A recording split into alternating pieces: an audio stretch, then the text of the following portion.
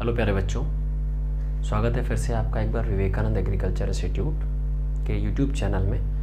आज के लेक्चर पे हम लोग फिजिक्स में MP PAT Madhya Pradesh pre agriculture test 2019 जो कि 29 जून को कंडक्ट हुआ था, उसका कुछ पार्ट ऑफ फिजिक्स यानी फिजिक्स के कुछ क्वेश्चन डिस्कस करने जा रहे हैं। मैं स्टार्ट कर रहा हूँ क्वेश्चन सोल्यूशन 1 से। आपको क्वेश्चन स्क्रीन पर दिखाई भी देगा। जैसे पहला क्वेश्चन देखिए, क्वेश्चन नंबर 1 ध्यान से देखो क्या कह रहा है। कह रहा है यदि पृथ्वी की त्रिज्या अपनी 1% सिकुड़ जाए, द्रव्यमान वही रहे, तो पृथ्वी की सतह पर गुरुत्व के कारण त्वरण पर क्या प्रभाव पड़ेगा। ऑप्शंस दिए गए हैं, ध्यान देख लिए। If the radius of earth were to shrink by 1%, its mass remaining the same, then acceleration due to the gravity on the earth surface would. ध्यान दें, दरअसल ग्रेविटेशनल एक्सेलरेशन यानी ग्रेविटी का रिजल्ट होता है GME अपॉन RE²। अर्थ की जो gravitational acceleration है उसका अर्थ के मास, अर्थ की रेडियस से रिलेशन है। कह रहा है अगर त्रिज्या 1% सिकुड़ जाए अर्थात रेडियस की वैल्यू डिक्रीज कर जाए, बहुत जनरल सी बात है, मास कांस्टेंट है, मास वही रहे, ग्रेविटी वही रहे, ग्रेविटेशनल कांस्टेंट वही रहे, तो रेडियस अगर डिक्रीज होगी तो ग्रेविटी की वैल्यू इंक्रीज कर जाए। बिल्कुल सिंपल सा लॉजिक है ना, क्योंकि gravitational acceleration of any planet is inversely proportional to its geometrical radius square. जैसा कि अर्थ के लिए भी कैपिटल G स्मॉल g का रिलेशन लिखा, G बराबर GME अपॉन RE²। रेडियस अगर श्रिंक कर जाए, सिकुड़ जाए, तो R घटेगा तो G बढ़ेगा। ठीक, तो ऑप्शन संख्या मेरे हिसाब से बच्चों second number is correct option, second number. Done, बिल्कुल हल्का सवाल। नेक्स्ट क्वेश्चन देखें जरा। अगला क्वेश्चन कह रहा है कि एक दंड चुंबक को, एक बार मैग्नेट को स्लोली किसी पैरामैग्नेटिक सब्सटेंस के करीब लाया जाता है, तो ऐसा करने से पैरामैग्नेटिक सब्सटेंस पर क्या इफेक्ट पड़ेगा। क्वेश्चन नंबर सेकंड देखें। कह रहा एक बार मैग्नेट को किसी मैग्नेटिक सब्सटेंस के पास, अब पूरी टेस्टिंग बता देते हैं। अगर आप मैग्नेटिक सब्सटेंस को किसी ऐसे सब्सटेंस के पास लेकर के आते हैं, मान लीजिए आपने एक बाउल में, एक कटोरे में, कंटेनर में कोई सब्सटेंस भरा और बार मैग्नेट को आप इसके नज़दीक लेकर के आए। अगर सारा मटेरियल इस नॉर्थ पोल से यानी मैग्नेटिक फील्ड से फीबली रिपेल होने लगा, यानी दूर भागने लगा, ऐसे। हाँ देखिए, पहले कंपैरिजन डिजाइन में सारा मटेरियल इधर शिफ्ट हो रहा है, तो इसका मतलब ऐसा मटेरियल आपका डायामैग्नेटिक प्रतिचुंबकीय रिपेल हो रहा। अगर यही मटेरियल, ध्यान से देखना, एक ही फोटो में सारी बातें समझा रहे हैं, अगर यही मटेरियल फीबली अट्रैक्ट हो गया, दुर्बल रूप से आकर्षित हो गया, सारा मटेरियल इस तरफ खिसक गया, तो इसका मतलब ये पैरामैग्नेटिक अनुचुंबकीय। और अगर यही मटेरियल अगर स्ट्रांगली अट्रैक्ट हो गया, पूरी तरह सारा मटेरियल इधर आ गया, ऐसे, तो इसका मतलब अब इसी मटेरियल को आप कहोगे सर ये फेरोमैग्नेटिक मटेरियल है। तो क्वेश्चन क्या कह रहा है, क्या जब एक दंड चुंबक को धीरे धीरे अनुचुंबकीय पदार्थ के पास ले जाता है, मैंने bar magnetic process slowly blot close to the paramagnetic substance, तो जो पैरामैग्नेटिक सब्सटेंस होगा उसका फोटो देखिए, याद करिए दूसरे नंबर पर हम लोगों ने डिस्कस किया था कि ये सब्सटेंस अगर कंटेनर में कुछ इस कदर भरा है, तो जैसे अगर ये सब्सटेंस अनुचुंबकीय मतलब अगर ये पैरामैग्नेटिक है तो ये फीबली मैग्नेटिक फील्ड की तरफ अट्रैक्ट होगा, थोड़ा सा मैग्नेटिक फील्ड की तरफ अलग से झुक जाएगा, ऐसे बेंट हो जाएगा, हल्का सा मैग्नेटिक फील्ड की तरफ चल जाएगा, तो दुर्बल रूप से यानी फीबली अट्रैक्ट होगा, निर्बलता से आकर्षित होगा। ऑप्शन संख्या 1 correct, one is the correct option. Done, अगला पार्ट देखें बेटा, नेक्स्ट क्वेश्चन। अगला क्वेश्चन देखें, क्वेश्चन संख्या 3 देखिए, 3 नंबर सवाल देखें बेटा। 3 नंबर सवाल क्या कह रहा है, प्रश्न संख्या 3 नंबर कह रहा है कि उत्तल दर्पण पर एक आवर्धित प्रतिबिंब। मैं थोड़ी सी बात बता दूं कि जो उत्तल दर्पण मीन्स कॉन्वेक्स मिरर है। कॉन्वेक्स मिरर के जितने भी फीचर्स हैं वो कॉनकेव लेंस से मिलते जुलते हैं। किसी रियल ऑब्जेक्ट के लिए इन दोनों का नेचर डाइवर्जिंग है, यानी अपसारी है। तो आप कोई भी ऑब्जेक्ट रखिए, उसमें जैसे जनरल फोटो बनाते वक्त हम प्रिंसिपल एक्सिस के पैरेलल रे ले जाते हैं और वो कहीं ना कहीं डाइवर्जिंग नेचर में दिखाई देती है, दूसरी प्रिंसिपल एक्सिस पर गिराई, जितने एंगल पर गिरी उतनी चली जाएगी, तो दोनों का इंटरसेक्शन यहाँ कहीं होगा, और यहाँ कहीं होगा तो छोटी सी इमेज बनेगी, छोटी इमेज बनेगी। अब चाहे ये, अब सिंपल सी बात है, मिरर की बातचीत कर रहा है, उत्तल दर्पण की बातचीत कर रहा है, तो उत्तल दर्पण के सामने रखिए किसी रियल ऑब्जेक्ट, वास्तविक वस्तु का जो प्रतिबिंब बनेगा वो छोटे साइज का बनेगा। और ऐसा एक बार नहीं, ऐसा हर केस में होगा। ऑब्जेक्ट कहीं भी रखो, इमेज फॉर्मेशन इस कॉन्वेक्स मिरर अर्थात उत्तल दर्पण के पोल और फोकस के बीच में होगा। क्योंकि इमेज बनने का रीजन छोटा है इसलिए हमेशा यहाँ पर स्मॉल इमेज ही बनेगी। इमेज बड़ी इनलार्ज मैग्नीफाई बन ही नहीं सकती है। किसके केस में बता दूं मैं आपको? कॉन्वेक्स मिरर के केस में। कॉन्वेक्स मिरर अर्थात हिंदी भाषा की बात करें तो उत्तल दर्पण के केस में। अच्छा, अवतल दर्पण इसका थोड़ा उल्टा होता है। अवतल दर्पण छोटी बड़ी बराबर हर साइज की इमेज बना देगा, रियल वर्चुअल। लेकिन कॉन्वेक्स मिरर के बारे में खास फीचर ये है, कॉन्वेक्स मिरर का मतलब उत्तल दर्पण के बारे में सबसे खास बात यह है कि ये हमेशा साइज में छोटी इमेज बनाएगा, वर्चुअल इमेज बनाएगा, और वर्चुअल इमेज हमेशा इरेक्ट बनती है। तो उत्तल दर्पण के बारे में आप एक बात रट सकते हैं कि ये हमेशा एक वर्चुअल इमेज बनाएगा। मतलब किसी रियल, ये बात किसकी चल रही है? कोई रियल ऑब्जेक्ट अगर सामने रखा, अगर प्रश्न में जब तक ये बात नहीं कही गई, रियल ऑब्जेक्ट सामने रखा गया, वास्तविक वस्तु सामने, आप यही मान के चलेंगे कि वास्तविक वस्तु अगर किसी उत्तल दर्पण के ठीक सामने, कॉन्वेक्स मिरर के ठीक सामने रखी जाए तो उसका इमेज फॉर्मेशन फोकस और पोल के बीच में होगा, वर्चुअल बनेगा, इमेज हमेशा स्मॉल बनेगा, और जो वर्चुअल बनेगा वो इरेक्ट बनेगा, सीधा इमेज फॉर्मेशन होगा, सीधा सीधा। So I think it never forms any magnified image, कभी ये आवर्धित प्रतिबिंब नहीं बनाता है। ऑप्शन संख्या 4 करेक्ट है। क्वेश्चन नंबर 3 का ऑप्शन नंबर 4 सही है। आराम से देख लें, अगले सवाल पर आ जाए बेटा। क्वेश्चन संख्या 4 की तरफ बढ़ रहा है बेटा। अब देखिए जरा 4 नंबर क्या कह रहा है।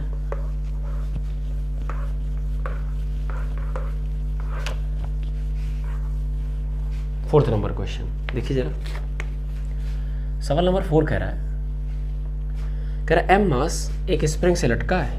M mass is suspended from a spring and its frequency of oscillation is F. अगर इसे इस स्प्रिंग को 2 पार्ट में कट कर दिया जाए और सेम मास को फिर से लटका दिया जाए from one of the 2 pieces, तो फ्रीक्वेंसी ऑफ ऑसिलेशन, द्रव्यमान की आवृत्ति अब क्या हो जाएगी? बड़ा शानदार सवाल। याद करिए, अगर आपको याद है तो किसी रिजिड सपोर्ट से अगर हमने कोई स्प्रिंग लटका दी जिसका स्प्रिंग कांस्टेंट के है, अगर इससे एम मास की स्प्रिंग लटका दी जाए तो इसका टाइम पीरियड ऑफ ऑसिलेशन होता है t बराबर 2π√m/k। तो इसकी फ्रीक्वेंसी हो जाएगी रेसिप्रोकल ऑफ टाइम पीरियड, समय आवर्तकाल का उल्टा, दैट इज 1/2π√k/m। ये फ्रीक्वेंसी हो जाए। उन्होंने कहा स्प्रिंग को 2 पार्ट्स में कट कर दिया जाए। आपको अगर छोटी सी बातें याद हैं तो जब भी हम कभी किसी स्प्रिंग को 2 पार्ट्स में कट करते हैं, इनफैक्ट 2 इक्वल पार्ट्स में कट करते हैं, इसका मतलब हम इसे 1:1 में डिवाइड करने जा रहे हैं। तो मान लीजिए इसकी लेंथ L है, इसका स्प्रिंग कांस्टेंट K है, तो इसके 2 टुकड़े करो तो एक टुकड़ा ये बन जाएगा, एक टुकड़ा बन जाएगा L/2 और दूसरा टुकड़ा भी ये बन जाएगा L/2। लेंथ और स्प्रिंग कांस्टेंट ये दोनों फैक्टर एक दूसरे के रेसिप्रोकल, कई सारी इंपॉर्टेंट बातें सुनने में आ रही। तो लेंथ अगर आधी हो गई तो स्प्रिंग कांस्टेंट दुगना हो जाएगा, तो ये भी 2k हो जाएगा, ये भी 2k हो जाएगा। अब जरा फिर से चेक करो बच्चों, कह रहा सेम मास को इनमें से किसी एक से लटका दो, मतलब ये बातें पहले की हैं। अब स्प्रिंग चेंज हो गई, इस स्प्रिंग को यही स्प्रिंग ले गए, इसके 2 पार्ट्स कर दिए, स्प्रिंग की लेंथ आधी, स्प्रिंग कांस्टेंट और स्प्रिंग लिंक एक दूसरे के उल्टे होते हैं, लेंथ आधी स्प्रिंग कांस्टेंट दुगना। अब इनमें से किसी स्प्रिंग में लटकाओ, तो एक स्प्रिंग में लटकाने जा रहे हैं, छोटी स्प्रिंग हो गई, सेम मास, नई फ्रीक्वेंसी f डैश, 1/2π, बहुत बढ़िया, √ सेम मास। लेकिन अब स्प्रिंग कांस्टेंट की जगह क्या आ जाएगा? तो आप ध्यान दें, इस वक्त k/m था, k/m, तो यहाँ k/m लिखना। लेकिन अब k नहीं, अब तो स्प्रिंग k वाले से हम L/2 लेंथ या 2k वाले पर पहुंच गए, तो यहाँ 2k/m, मास वही लटक रहा। अब ध्यान से देखो, इस और f में, इस f में क्या फ़र्क है? तो आप ध्यान को सब चीज़ें आइडेंटिकली मैच कर लें सिवाय 2k, वो भी रूट के अंदर है। तो नई फ्रीक्वेंसी आप चाहो तो इस एक्सप्रेशन को डिवाइड कर दो, सब कुछ कट जाएगा और आएगा f डैश बराबर √2 टाइम्स के अलावा बाकी सब कुछ f जैसा है। तो जो नई फ्रीक्वेंसी होगी, नई फ्रीक्वेंसी मैं लिख दे रहा हूँ इस बात को, वो दरअसल ओल्ड फ्रीक्वेंसी यानी पुरानी फ्रीक्वेंसी का √2 गुना हो जाएगी। और ऐसा आई थिंक किसी एक ऑप्शन में कहा गया, शायद पहले ऑप्शन में, √2f, कि जो नई आवृत्ति होगी स्प्रिंग कट के आधी करने के बाद वो दरअसल प्रीवियस आवृत्ति का √2 गुना यानी 1.414 गुना हो जाएगी। यह 41% लगभग बढ़ जाएगी। कई सारे तरीके। पहला option, first option is the correct option. जन आगे आ जाए बेटा, क्वेश्चन नंबर 5 की तरफ बढ़ते हैं। 5वां नंबर क्या कह रहा है? 5वां नंबर सवाल कह रहा है कि एक पर्सन है जो किसी नॉन इनर्शियल फ्रेम पर है, अर्थात अजड़त्ती फ्रेम पर है। नॉन इनर्शियल फ्रेम का बड़ा सरल सा मतलब बच्चों कि ऐसा फ्रेम, अजड़त्ती फ्रेम जो एसेलरेशन हो, जिसमें एसेलरेशन हो। तो कह रहा है एक व्यक्ति लिफ्ट में खड़ा, लिफ्ट a त्वरण के साथ ऊपर जा रही, व्यक्ति का आभासी वजन, एपेरेंट वेट कितना होगा? ठीक, बहुत ही आसान सवाल, सवाल संख्या 5। तो आपको याद होगा डिस्कशन हुआ था कोर्सेस के दौरान कि अगर कोई लिफ्ट किसी एक्सेलरेशन से ऊपर की तरफ जा रही है और इस पर ये रहा कोई पर्सन ऐसे खड़ा है, इसका वजन कहाँ लगेगा बच्चों? नीचे की तरफ। नॉर्मल रिएक्शन कहाँ लगेगी? ऊपर की तरफ। तो हम कहेंगे कि पर्सन अगर ऊपर जा रहा तो n ऊपर माइनस mg नीचे, ये हो गया रिजल्टेंट फोर्स कहाँ की तरफ? ऊपर की तरफ। Will provide you driving force ma, F net बराबर ma, नेट फोर्स ऊपर तो ऊपर माइनस नीचे, n माइनस mg बराबर ma। तो n नॉर्मल रिएक्शन हो जाएगा mg प्लस ma। अब हमसे कोई पूछे व्हाट इज नॉर्मल रिएक्शन, तो हम तो कहेंगे नॉर्मल रिएक्शन दरअसल आपका अपीरेंट वेट होता है, आभासी वजन होता है, और mg आपका वास्तविक वजन होता है। इसे तो हम लिखते हैं किसी वस्तु का भार, किसी वस्तु का वेट, किसी वस्तु का वजन mg। तो ध्यान से देखो, तो पर्सन को जो अपीयर हो रहा, जो महसूस हो रहा, वो वजन दरअसल उसके वास्तविक वजन से थोड़ा सा ज्यादा है, जो कि यहाँ प्लस साइन लगा है। अब अपवर्ड गोइंग है, एक्सेलरेशन पॉजिटिव रहेंगे, मास भी पॉजिटिव है, दोनों पॉजिटिव, तो वजन mg में से थोड़ा ऐड कर दोगे तो अपीरेंट बनेगा। यानी पर्सन को जो महसूस होगा, भारीपन ज्यादा महसूस होगा, वजन उसका हमेशा फिक्स है mg, लेकिन उसको वजन महसूस जो होगा, w अपीरेंट होगा, वो नॉर्मल के फॉर्म में होगा, जो कि mg से थोड़ा सा ज्यादा है। अच्छा, ये लिफ्ट नीचे आने लगे तो mg से थोड़ा सा कम, तो more than the actual weight that the person has. तो more than the actual weight कहाँ दिया गया है? वास्तविक वजन के मान से थोड़ा सा ज़्यादा। कितना ज़्यादा? एक निश्चित मान के साथ ज़्यादा। ये अगर एक्सेलरेशन फिक्स है तो ये इंक्रीज नंबर भी फिक्स है, मास फिक्स है, एक्सेलरेशन फिक्स है, तो उसको वजन जो अधिक महसूस हो रहा है, पहली बात तो अधिक महसूस हो रहा है, mg से ज़्यादा महसूस हो रहा है, निश्चित ज़्यादा महसूस हो रहा है। ऐसा नहीं कि ऊपर जाता जा रहा तो यहाँ एक्सेलरेशन बढ़ घट रहा, ये नंबर घटेगा बढ़ेगा, ऐसा कुछ नहीं। परिवर्तनशील वृद्धि नहीं होगी वजन में, वेट में, अपीरेंट वेट में वेरिएबल चेंजेस नहीं आएंगे, बल्कि फिक्स चेंज आ जाएगा। ठीक, निश्चित मान के साथ परिवर्तन दिखाई देगा। ऑप्शन संख्या 4, क्वेश्चन नंबर 4 का ऑप्शन संख्या 4 सही। 5वां नंबर आ जाए, ट्रांजिस्टर संबंधी सवाल है। मॉडर्न फेज के जो पार्ट है लास्ट वाला, उसमें सेमीकंडक्टर है, उसमें पार्ट डिस्कस किया गया है। इसमें एक्चुअली ट्रांजिस्टर के बारे में बात कर रहा है और कॉमन इमिटर कॉन्फ़िगरेशन की बात कर रहा है। क्वेश्चन संख्या 6। तो आपको याद होगा ट्रांजिस्टर की बड़ी सुंदर से डिजाइन हम लोग बनाया करते हैं। बीच वाले में बेस पार्ट, इधर रहता इमिटर, इधर रहता बेस, इधर रहता कलेक्टर। इसे बनाते हैं इनपुट जंक्शन, इसे बनाते हैं आउटपुट जंक्शन, ये आपका कलेक्टर। ठीक, तो ट्रांजिस्टर के एक सामान्य विन्यास में धारा उपलब्धि है, धारा लाभ 1 से अधिक है, क्योंकि जो कॉमन इमिटर कॉन्फ़िगरेशन, अब इमिटर कॉन्फ़िगरेशन कह रहा है बच्चों, तो बेस हमारे इनपुट का काम करेगा, कलेक्टर हमेशा आउटपुट की तरफ रहेगा, और इमिटर आपकी बार कॉमन हो गया, कोई बात नहीं। कॉमन इमिटर के केस में जो करंट गेन होता है, करंट गेन, इसे धारा लब्धि, आप इसे अल्फा बोल सकते हैं, हालांकि इसे बीटा बोलते हैं, सॉरी बीटा बोलते हैं, बीटा। अल्फा होता है कॉमन बेस कॉन्फ़िगरेशन, बीटा होता है दरअसल output current upon input current IB। तो जनरली IC की वैल्यू, कलेक्टर में ढेर सारे चार्ज कैरियर्स पहुंचते हैं, बेस से बहुत थोड़ा सा चार्ज कैरियर इनपुट की तरह एंट्री करते हैं, तो ऊपर का नंबर हमेशा नीचे वाले से बड़ा, या बीटा की वैल्यू जनरली 1 से बड़ी होती है, तो IC बड़ी होगी IB से। तो बीटा 1 से बड़ा होता है इसलिए IC IB से बड़ा, या IC IB से बड़ा होता है इसलिए बीटा 1 से बड़ा। दोनों में से मेरे हिसाब से कलेक्टर करंट बेस करंट से ज़्यादा होती है, और ऐसा तीसरे ऑप्शन में कहा गया, collector current is greater than the base current. Third option में कहा गया, 6th। बहुत सरल सवाल है, कोई खास कठिन नहीं। 7वां नंबर सवाल, इतना समझ ले इसे। 7th नंबर क्वेश्चन देखिए बेटा, 7th नंबर देखिए। अब देखिए जरा 7th नंबर क्या कह रहा है। 7th नंबर बड़ा शानदार सवाल, मैकेनिक्स का सवाल है, वर्क पावर एनर्जी का सवाल। A spherical ball of mass 20 kg stationary at the top of the hill of height 100 meter.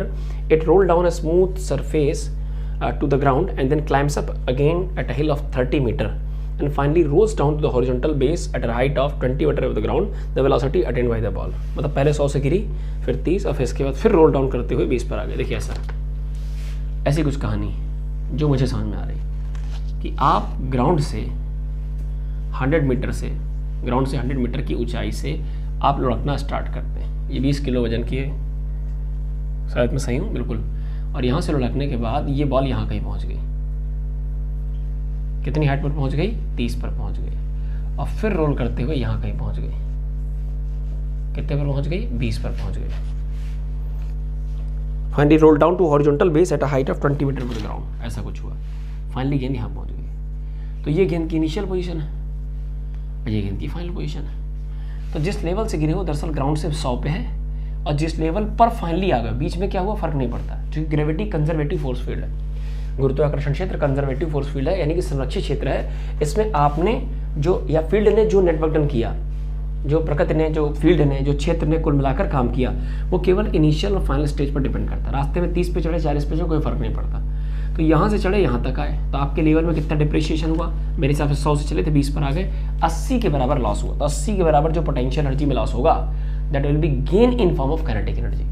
आप कंजर्वेटिव फोर्स फील्ड है, कंजर्वेशन ऑफ मैकेनिकल एनर्जी लगा सकते हैं। यहाँ पर मैकेनिकल यानी काइनेटिक प्लस पोटेंशियल का सम, यहाँ पर काइनेटिक प्लस पोटेंशियल के सम के बराबर हो। इसी बात को हम सुंदरता से लिख देते हैं कि ग्रेविटी चूंकि एक कंजर्वेटिव फोर्स फील्ड है, संरक्षी बल क्षेत्र है, इसलिए यहाँ पर mechanical energy at initial position must be equal to mechanical energy at final position.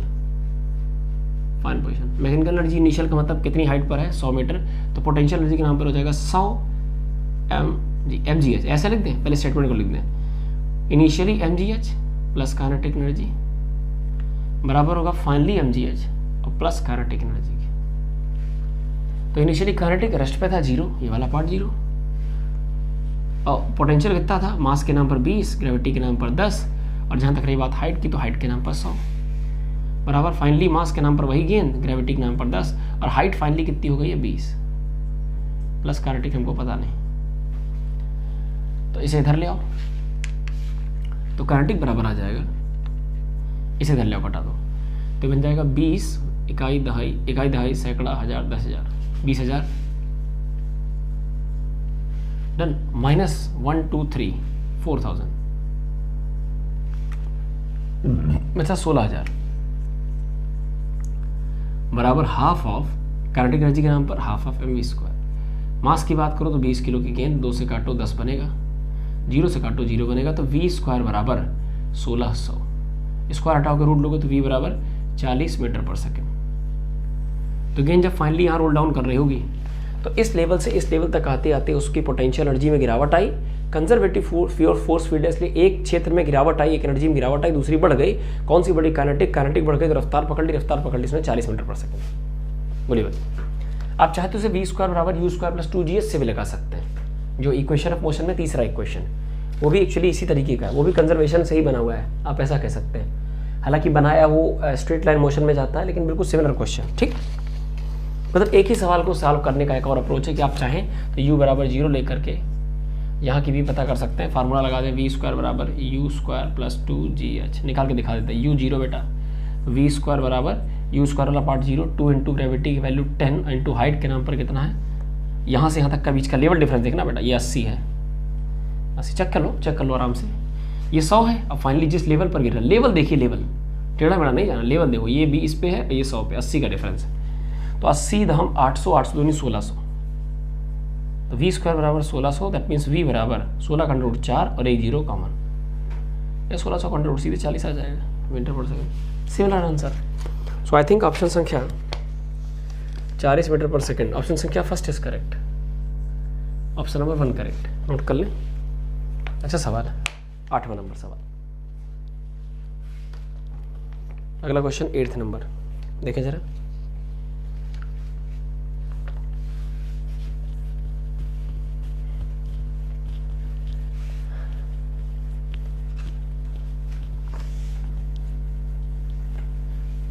अब देखिए, आप अंदाजा लगा पा रहे हो पेपर का लेवल क्या है। बहुत बढ़िया सुंदर कॉन्सेप्चुअल छोटे छोटे प्रश्न रखे गए चुटकुले के तरीके। क्वांटम संख्या बढ़ने पर परमाणु ऊर्जा स्तर का क्या होता है।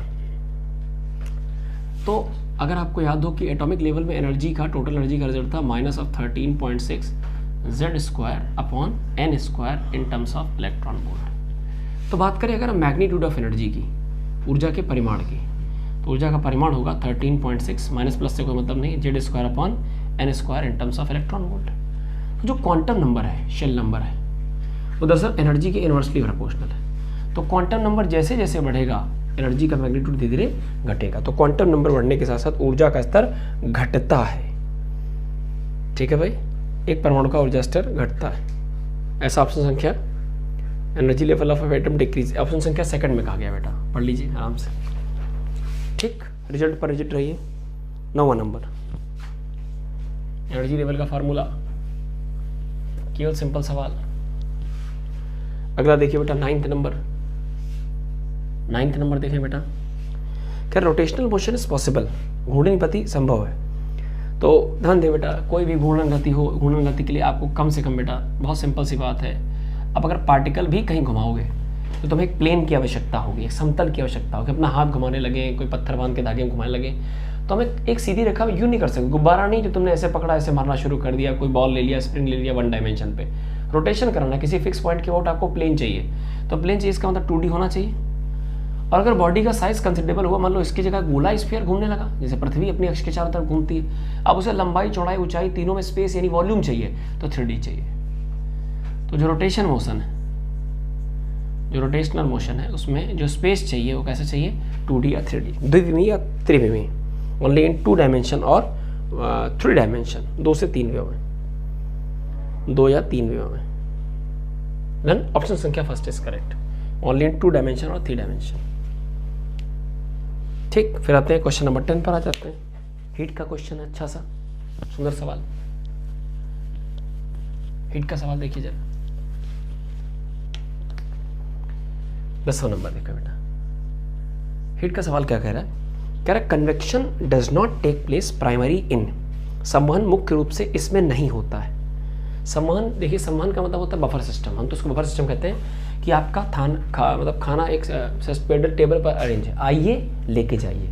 ऐसे संवहन के लिए याद दिलाते हैं आपको कि किसी कंटेनर को अगर आप किसी हीटिंग डिवाइस के ऊपर गर्म कर रहे हैं तो जो हीट है वो उसके बॉटम पार्ट को गर्म करेगी, और जो यहाँ वाटर मॉलिक्यूल्स होंगे, जो एयर होगी, वो हीट आएगी लेके चली जाएगी, नेक्स्ट आएगा हीट लेके चला जाएगा, नेक्स्ट आएगा हीट लेके चला जाएगा। इसका मतलब उसको चले जाने के लिए मीडियम की रिक्वायरमेंट है, यानी हीट यहाँ से यहाँ जा रही with the help of particle, with the help of medium, तो मीडियम की रिक्वायरमेंट है। तो ऐसे हीट के मीडियम जिसमें ऐसे हीट के फ्लो के तरीके, ऊर्जा के प्रवाह के वो तरीके, ऊष्मा के प्रवाह के वो तरीके जिसमें माध्यम की आवश्यकता पड़ती है, उसमें कंडक्शन भी आता है, चालन भी आता है, संवहन भी आता है। अब देखिए जरा, कह रहा संवहन मुख्य रूप से इसमें नहीं होता है, तो heating of air furnace, option में पढ़ते रहे।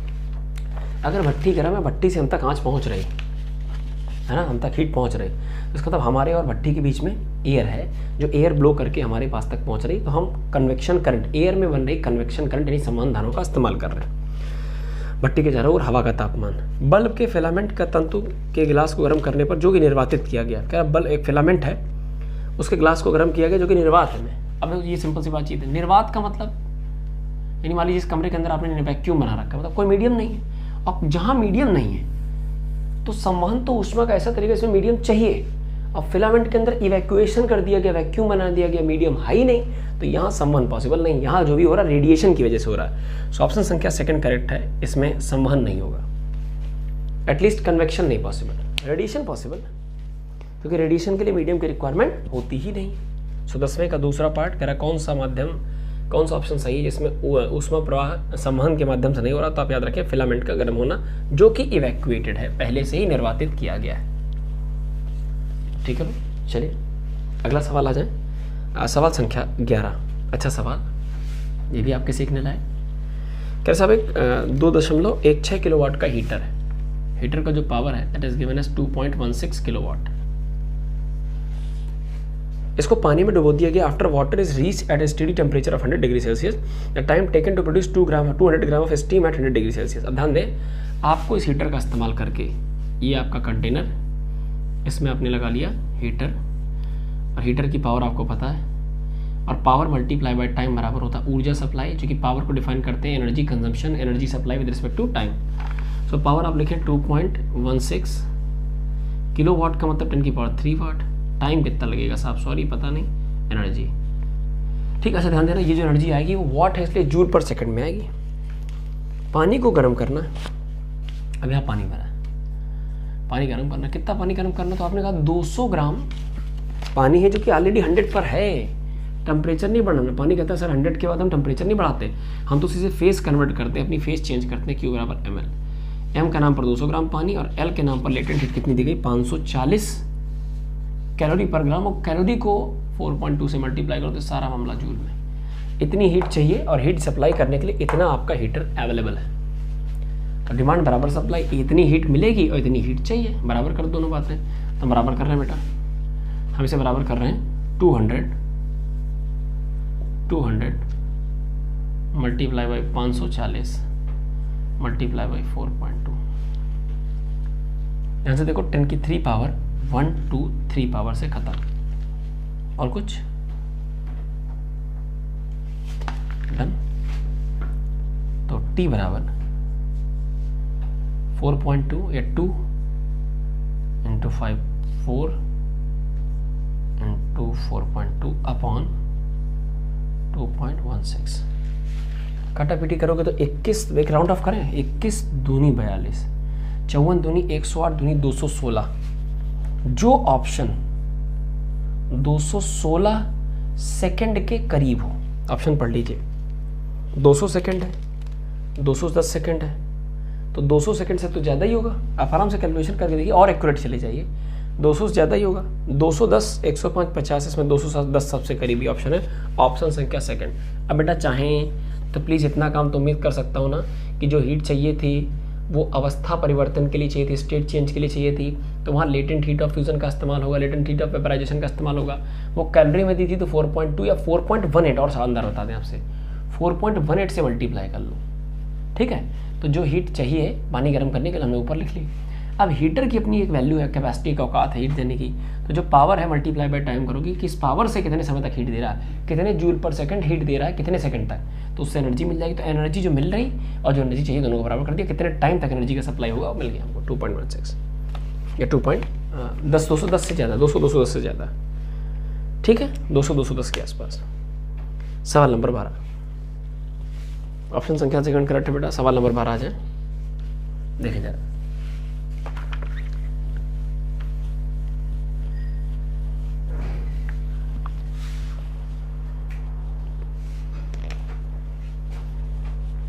सवाल नंबर 12, एक सीधी छवि वस्तु के आकार से दुगना बड़ी होती है जो 20 सेंटीमीटर वक्रता त्रिज्या वाले अवतल दर्पण का उपयोग करके प्राप्त की जाती है।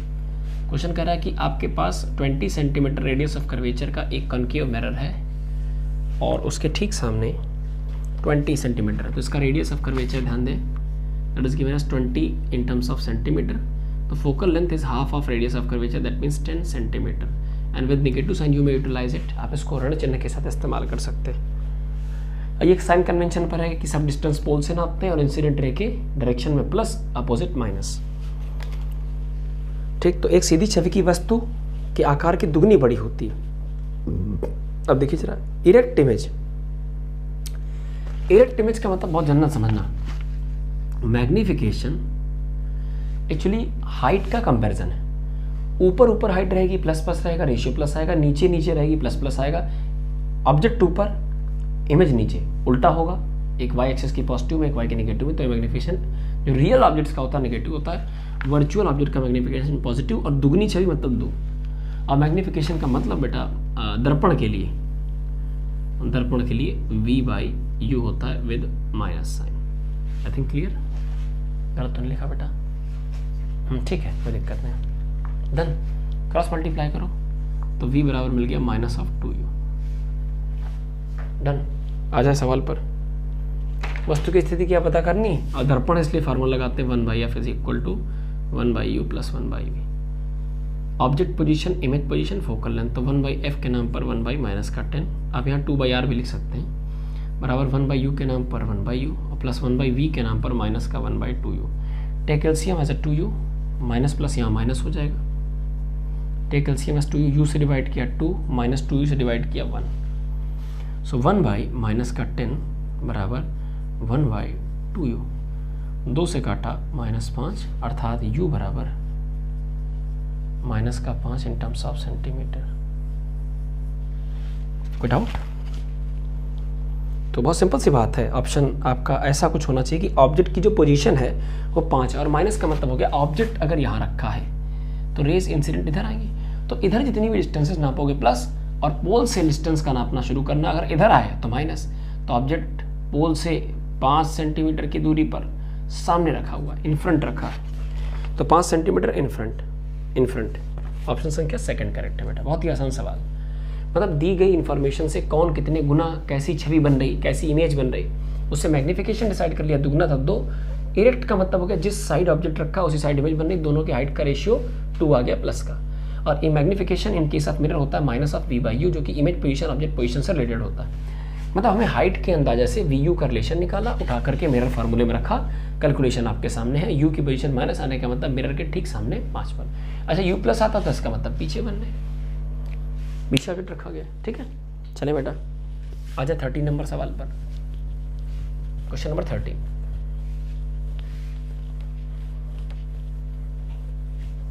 देखे जरा क्या कह रहा है। प्रश्न संख्या 13 देखिए,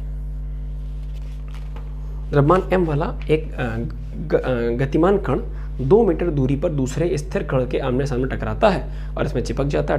टक्कर के बाद m में इसके प्रारंभिक गतिज ऊर्जा का कितने अंश हानि होगा। ठीक है, स्थिर कण से। ठीक है, तो देखिए जरा सवाल कुछ ऐसा करें सर, m मास है, वो किसी रफ्तार से आया और खुद से 2 मीटर दूरी पर रखे, हालांकि दूरी का कोई इंपॉर्टेंस नहीं होता है, स्थिर रखा है। स्थिर का मतलब u बराबर 0। इसके पास तो मान लो v है, जैसा कहते हैं u1 बराबर u है, इसके पास u1 प्रारंभिक वेग के नाम पर या u2 के नाम पर कुछ नहीं इसके पास। ये आया, इससे टकरा गया। क्वेश्चन देखते चले, ये आया, इससे टकरा गया, टकराने के बाद क्या, वो दोनों आपस में चिपक गए, इनइलास्टिक कोलिजन हुआ, परफेक्टली इनइलास्टिक, पूर्ण अप्रत्यास्थ टक्कर, और सिस्टम का कुछ वेलोसिटी हो गया होगा, मान लो कितनी v डैश। तो देखो जरा सा बच्चों, जब भी कभी कोलिजन होगा, टक्कर होगी, तो हम ध्यान देंगे, हम लगाएंगे, क्योंकि कोलिजन का होना ये किसी एक्सटर्नल फोर्स की मदद से नहीं, बल्कि ये दोनों आपस में टकरा गए, तो ये इन दोनों के बीच का म्यूचुअल इंटरेक्शन है। इसलिए कोलिजन के जस्ट पहले मोमेंटम, कोलिजन के जस्ट बाद मोमेंटम के बराबर होगा। टक्कर के पहले का संवेग जस्ट टक्कर के पहले और जस्ट टक्कर के बाद बराबर होगा। इनिशियल मोमेंटम के नाम पर mu, इसके पास 0, फाइनल मोमेंटम के नाम पर अकेला 2m multiply velocity v dash. 0 से कोई मतलब नहीं, ध्यान से देखो, m से m खत्म, तो v डैश बराबर u/2। कहने का मतलब v डैश का मतलब इसको भी रफ्तार मिल गई, सिस्टम को रफ्तार मिल गई। कितनी ऊर्जा हानि हुई वो चेक कर लेते हैं। तो इसके पास कितनी काइनेटिक एनर्जी थी, यहाँ चेक कर लो, इसी बना लेते हैं। इसके पास काइनेटिक एनर्जी इनिशियल के नाम पर था हाफ ऑफ mu²। इसके पास काइनेटिक एनर्जी के नाम पर कुछ नहीं था। टक्कर के बाद इसके पास काइनेटिक एनर्जी है फाइनल, कितनी है, half of 2m multiply by v dash का स्क्वायर, 2 से 2 खत्म, m multiply by v dash का स्क्वायर मतलब u/2 का स्क्वायर, दैट इज u²/4।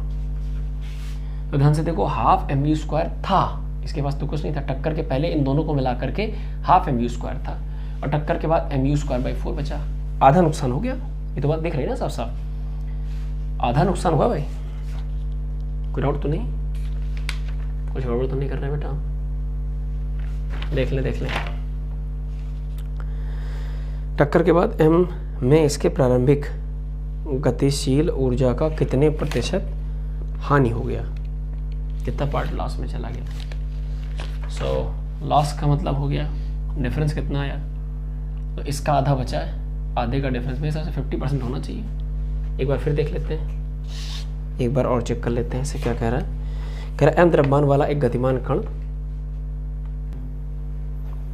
तो एक छोटा सा मिस्टेक ये है बेटा, थोड़ा सा डेटा चेंज है इसमें। एक्चुअली इंग्लिश हिंदी में थोड़ा सा अलग अलग, जैसे हिंदी वाले में मेंशन नहीं है 2m मास, इसमें 2 मीटर दूरी पर स्थिर कण से टकराता है, बस इतना कहा। इंग्लिश वाले देखो दिया हुआ है m makes head on collision with another stationary particle of mass 2m, तो बेटा 2m है, थोड़ा सा परिवर्तन है, कोई दिक्कत नहीं है, ये 2m है। ठीक है, तो बाकी सब चीज़ सेम रहेंगी, इनिशियल मोमेंटम, फाइनल मोमेंटम। अच्छा 2m और m चिपक जाएंगे तो अभी बेटा 3m बन जाएगा, और अगर 3m बन गया तो फिर मोमेंटम कंजर्वेशन लगाओ। तो इनिशियली मोमेंटम कितना था, एक के पास था mu प्लस इसके पास था नहीं 0 बराबर, फाइनली बन जाएगा 3mv डैश। m से m खत्म, 0 का तो वैसे भी कोई रोल नहीं है, so v dash is equal to u/3। तो काइनेटिक एनर्जी पहले सही लिखा, हाफ mu² था पहले वाले मास का, ये तो रेस्ट पे था, और इस वाले केस में काइनेटिक एनर्जी आ जाएगी बच्चों, इसकी काइनेटिक एनर्जी आ जाएगी, kinetic energy finally is equal to half of 3m multiply by, I am right, u² by 3 का स्क्वायर 9, 3 से चाहो तो कट कर सकते हो, 3 1 जा 3, 3 2 जा 6, आई थिंक राइट, 3 1 जा 3 और 3 3 जा 9, so it is mu square, sorry mu square by 6। ठीक है, अब कह रहे हैं कि कितना फ्रैक्शन लॉस कर दिया m ने, तो m के पास पहले कितना था, हाफ mu स्क्वायर, अब कितना बचा है। So let's see difference of kinetic energy. Difference का मतलब हो गया final minus initial, final mu square by 6 है minus initial mu square by 2, LCM लीजिए 6 mu स्क्वायर माइनस 2 से कट करो 3 mu स्क्वायर, कितना बचेगा बेटा 1/3 ऑफ ये 2 बन जाएगा mu स्क्वायर। ठीक, तो कितना फ्रैक्शन लॉस कर दिया, कितने प्रतिशत लॉस कर दिया। तो प्रतिशत लॉस का बहुत सिंपल सा फार्मूला है, परसेंटेज लॉस बराबर change with respect to original multiply by 100। So change is mu square by 3 with respect to original mu square by 2 multiply by 100। ये खत्म 2/3 ऊपर जाएगा। सो फ्रैक्शन के हिसाब से 2/3 फ्रैक्शन लॉस कर दिया। ठीक है, ये तो बच्चों किसी ऑप्शन में नहीं दिएगा, एक बार फिर से ट्राई करते हैं इसे, कोई बात नहीं, मैनुअल एरर है, इसे पहले से सॉल्व नहीं किया, इसे आपके सामने ही सॉल्व कर रहा हूँ मैं। फिर से एक बार कोशिश करके देखते हैं, देखिए जरा कहाँ गड़बड़ हो रहा है भाई, कहाँ मामला गड़बड़ हो रहा है। कोई दिक्कत नहीं, एक बार फिर से कैलकुलेशन करेंगे। चले सवाल देखते हैं, अगली बार पूरा अंग्रेजी में पढ़ते हैं। कह रहा है moving particle of mass m strikes head on collision with another stationary particle of mass 2m। एक m पार्ट्स का पार्टिकल u एनर्जी से जा रहा था, जो कि किससे टकरा गया 2m से टकराया बेटा, और टकराने के बाद एंड स्टिक टू इट, इससे स्टिक कर गया, चिपक गया। अच्छा m 2m चिपक जाएंगे तो कितना बन जाएगा 3m। मान लो ये सिस्टम किसी नई वेलोसिटी के साथ चला जाएगा जो कि v डैश है। What fraction of its kinetic energy will to m mass will lose after collision? खैर सब बात की है, पहले तो उसके पास मोमेंटम है, बिल्कुल है, P1 बराबर mu, इसके पास मोमेंटम है P2 बराबर 0, चूंकि इनिशियली कैसा था रेस्ट में। क्या इसके पास मोमेंटम है, इसके पास कह सकते हो P फाइनल बराबर कितना हो जाएगा 3mv dash. Principle of conservation of momentum कहता है कि टक्कर आपसी फोर्सेस की वजह से हुई है, इसमें एक्सटर्नल का कोई हाथ नहीं, तो मोमेंटम कंजर्व रहेगा। कंजर्व का मतलब पहले जितना मिला करके था P1 प्लस P2 वही हो जाएगा P फाइनली। तो पहले था mu प्लस ये वाला पार्ट 0 बराबर फाइनली कितना है 3mv डैश। m से m खत्म, so v dash is equal to u by 3। Now see check the kinetic energy. Kinetic energy initially is half of mu square, इसके पास 0 कुछ नहीं है, इधर वाले के पास kinetic energy half of mass के नंबर बेटा 3m multiply by v dash का square that is u by 3 का स्क्वायर, तो u square by 9, 3 3 9। So kinetic energy finally is mu square by 6। हमसे कह रहा है कि जो ये था इसने कितना लॉस कर दिया, कितना फ्रैक्शन लॉस किया, कितना नुकसान सहा। ठीक समझ जरा, इस बात को ध्यान दें कि हमारे पास इनिशियल काइनेटिक एनर्जी का अमाउंट है और हमारे पास, अब इसमें से पहले देखो कि काइनेटिक एनर्जी फाइनली इतनी आ गई, अभी 3m की है, तो इसमें से 1m की कितनी होगी 3m की mv स्क्वायर बाई 6, तो 1m की m की पूछा है जो शुरू में था m 1/3 हो जाएगी, तो इंडिविजुअल m मास की जो एनर्जी आ जाएगी वो 1/3 ऑफ बची हुई एनर्जी जो अब एनर्जी है mv square by 6, that means mu square by 18। अब कितना फ्रैक्शन लॉस हुआ, तो change in kinetic energy with respect to initial kinetic energy. ये कैलकुलेशन किसके लिए कर रहे हैं आप m के लिए, तो m की पहले कितनी थी हाफ mu स्क्वायर, अब कितनी बची mu स्क्वायर बाई 18, तो चेंज कितना आ गया mu square by 18 minus mu square by 2, अकेले m की फाइनल और अकेले m की इनिशियल, और विद रिस्पेक्ट टू ओरिजिनल कितनी है mu स्क्वायर बाई 2। फ्रैक्शन पूछ रहे ना कितना भिन्न बचा, ध्यान से देखो तो ऊपर बचेगा LCM 18 18 विजिबल है, 18 से डिवीजन किया तो 1 mu square minus 2 9 mu square upon mu square by 2। mu square या ऐसा कहते हैं, थोड़ा सा पेशेंस रखें। ये माइनस का 8, लास्ट लाइन है बेटा, -8 mu² upon 18 mu² upon 2, mu² ख़त्म, और इसे ऊपर भेजो, माइनस का 16 यहाँ जाएगा बाई 18, यानी माइनस का 8/9। इतना फ्रैक्शन माइनस मतलब लॉस कर दिया, सो -8/9 है किसी ऑप्शन में। अब फ्रैक्शन नेगेटिव नहीं दिया तो 8/9 दिया, third option is the correct option. थोड़ा सा मिस्टेक पहले जो सॉल्व करने हुई वो मासेस सही डेटा ही नहीं लिया था, अब सही डेटा लिया तो समझ में आ गया कि जो चर्चा हो रहा है वो बची हुई एनर्जी की नहीं, वो कह रहा है एम के बारे में क्या परिवर्तन, पूरे सवाल को भूल जाओ। कह रहा है एम की पहले इतनी थी, अब एम की कितनी बची और इसमें कितना परसेंटेज, कितना फ्रैक्शन लॉस हो गया। परसेंटेज के लिए 100 से मल्टीप्लाई कर दें, ठीक है ना। 14 नंबर सवाल पर आ जाए। 14 नंबर सवाल देखें जरा बेटा, 14 नंबर सवाल ये दरअसल अच्छा सवाल है, conservation of momentum and conservation of energy का, क्योंकि डायरेक्ट फार्मूले भी इस्तेमाल किए जाते हैं। कुछ बुक्स हैं जो डायरेक्ट फार्मूला बेस चलते हैं, लेकिन हम कॉन्सेप्ट बेसिस चलना सीख रहे हैं ताकि कहीं भी किसी भी सवाल के लिए फार्मूला स्पेशली रटना ना पड़े। सवाल नंबर 14, एक समान संयोजन के लिए सेट किए गए खगोलीय सूर्यदर्शी एस्ट्रोनॉमिकल टेलीस्कोप के लिए कह रहा है magnifying power is given as 20 and focal length of optical is given as, कह रहा है the focal length of objective is 1 metre, then focal length of eyepiece. आपको याद होगा आई पीस फाइंड आउट करना है। एम बराबर इनफाइनाइट, जब हम खगोलीय सूक्ष्मदर्शी को यानी एस्ट्रोनॉमिकल टेलीस्कोप को ऐसे सेट करते हैं कि हमारी फाइनल इमेज फॉर्मेशन इन्फिनिटी पे हो, तो उसका रिजल्ट होता है एम बराबर FO upon FE। So magnification is given as 20, FO is given as 1 metre upon FE। So eyepiece is equal to 1/20 in terms of meter, और 100 centimetre upon 20 और 5 centimetre. तो 5 सेंटीमीटर दिया है option संख्या second में, बिल्कुल आसान, केवल फार्मूला बेस्ड सवाल। m बराबर FO अपॉन FE। अभिदर्शक और नेत्रिका यानी ऑब्जेक्टिव और आईपीस दोनों का जो रेशियो है वो मैग्नीफाइंग पावर बनाएगा एस्ट्रोनॉमिकल टेलीस्कोप की, जब हमारी फाइनल इमेज फॉर्मेशन इन्फिनिटी पे हो रहा हो।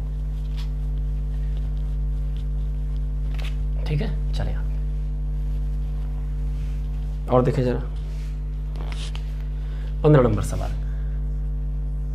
15 नंबर सवाल कह रहा है 10 और 20 माइनस का 10 और 20 को एक दूसरे के कॉन्टेक्ट में रखा गया है, तो image of an object placed at infinity will be formed at the combination. सुनिए बात ध्यान से, किसी लेंस के लिए अगर हम कोई ऑब्जेक्ट इन्फिनिटी पर रखते हैं, इन्फिनिटी पर यहाँ कहीं रखते हैं, तो उसका फाइनल इमेज फॉर्मेशन उसके फोकस पर होता है।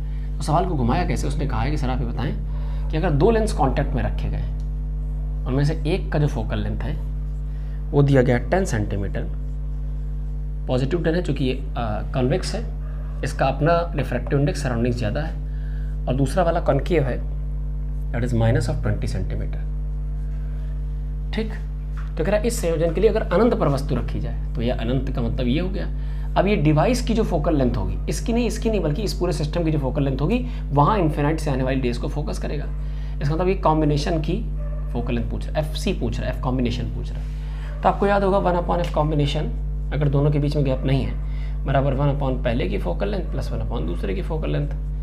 कोशिश करें विद साइन ले, 1/ focal length of combination is equal to 1/F1। 1/F1 means 1/10 plus 1/F2 that means 1/-20।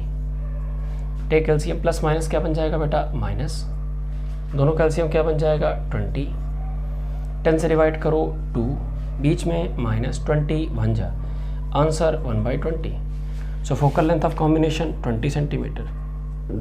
20 centimetre, ध्यान दें इसकी फोकल लेंथ 10 है, इसकी फोकल लेंथ -20 है। अरेंजमेंट की जो फोकल लेंथ है, इस पूरे सिस्टम की जो फोकल लेंथ है वो कितनी आ गई है 20 सेंटीमीटर। तो इनफाइनाइट से आने वाली रेस को कोई एपरेटस, कोई डिवाइस, कोई रिफ्रैक्टिव इंडेक्स वाली डिवाइस जहाँ फोकस करती वही फोकल लेंथ होती है, जहाँ इमेज बनाएगी तो अपने फोकस पर इमेज बनाएगी या फोकस करेगी 20 सेंटीमीटर पर। तो ऑप्शन संख्या फर्स्ट करेक्ट है। ठीक है बच्चों, तो ये रहे 15 सवाल।